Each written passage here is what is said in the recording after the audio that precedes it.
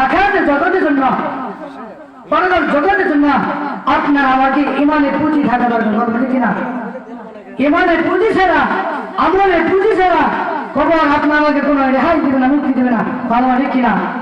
এজন্য ইমানের পুঁজি না থাকলে, আমলের পুঁজি না থাকলে কবর কি অবস্থা হবে? কবর হলো অন্ধকার কবর, সারা পিছির ঘর, পোকামাকড় ঘর, অন্ধকার কবর। সেখানে কোনো সাথী নাই, বাদী নাই, কবর ঠিক কিনা? সেখানে আমার বন্ধু যাবে না, আমার বান্ধবী যাবে না, আমার ছেলে যাবে না, আমার মেয়ে যাবে না, আমার আব্বা যাবে না, আমার মা যাবে না, আমার আত্মীয় স্বজন যাবে না, একমাত্র যাবে ইমান আর আমার কবর ঠিক কিনা?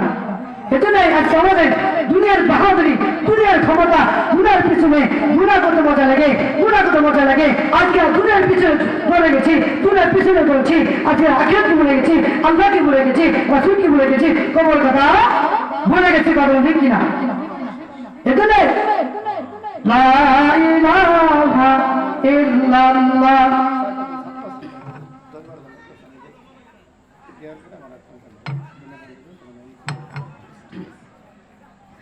লা ইলাহা ইল্লাল্লাহ। ও ভাই, কথাগুলো বলতেছিলাম, খেয়াল শুনবেন।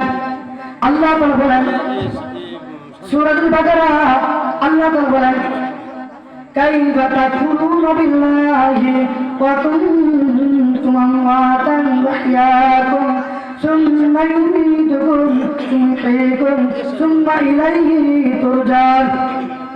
আল্লাহ তাআলা বলেন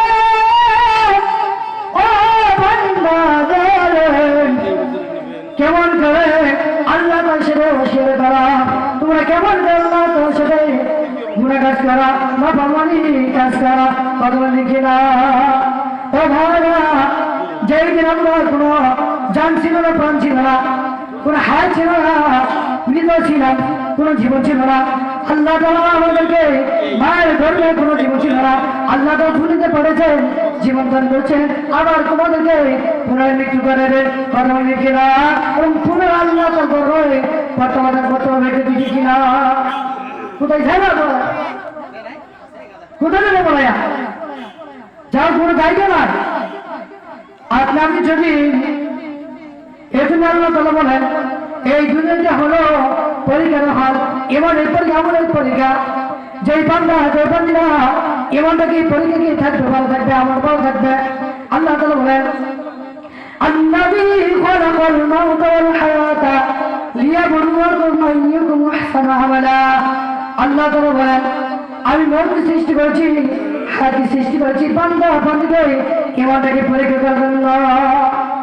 তার মানে আমার বান্দা, আমার বান্দা কি পরিমাণে ইমান আছে কিনা, আমল আছে কিনা। যদি আমাদের ইমানে ভয় না থাকে, আমল না থাকে, তাহলে পরকাল জগতের কোনো প্রবর্তন ধরে খেয়ে যাবে।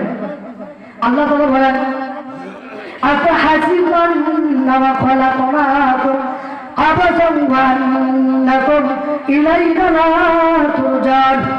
ওর বান্দা, ওর বান্দিরা, তোমরা কি ধারণা করছো, তোমরা কি মনে করছো অযথাভাবে তোমাদেরকে বেমুরভাবে সৃষ্টি করেছি? না না, অবশ্যই অবশ্যই আমার দরবারে আমার কাছে প্রত্যাবর্তন করতে হবে, আমার কাছে ফিরে যেতে হবে, কথা দেখি না।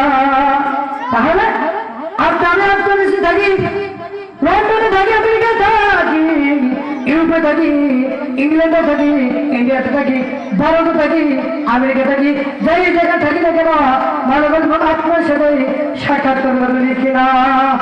মৃত্যুর হাত থেকে কেউ হাই পাবে না, মুক্তি পাবে না, কোনো লিখি না।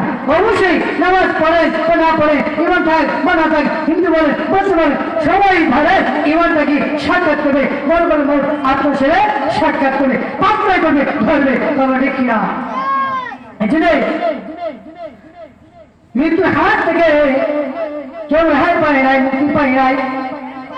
হযরত সুলাইমান আলাইহিস সালাম এত বড় বাদশা ছিলেন, সারা পৃথিবীতে রাজত্ব করেছেন, কেমন করেছেন, কর্মলিখিয়া এত বড় বাচ্চা ছিলেন, তার ইশারায় যে পরিগুলো তারা কি ইশারা চলছেন। কিন্তু ওনার বাচ্চা সুলাইমান আলাইহিস সালাম দুনিয়াতে থাকতে বড় ভাই আল্লাহ তাআলা আল্লাহর দরবারে প্রত্যাবর্তন করছে, বলে কিনা।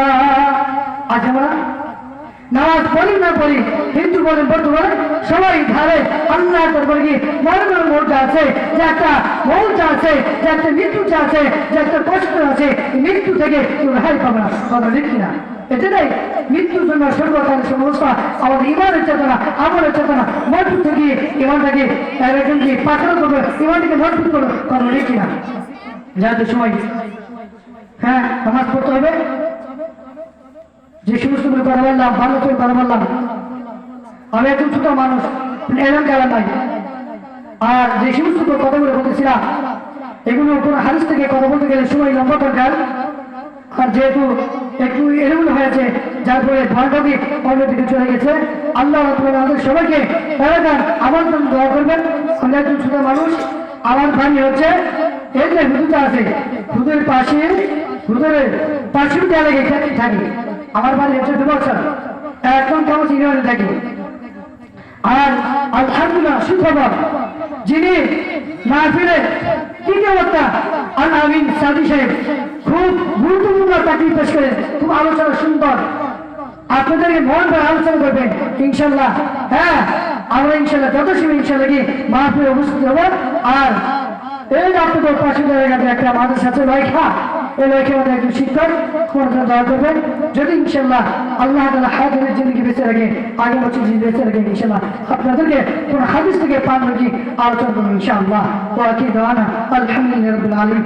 আসসালামু আলাইকুম ওয়া রাহমাতুল্লাহি ওয়া বারাকাতুহু।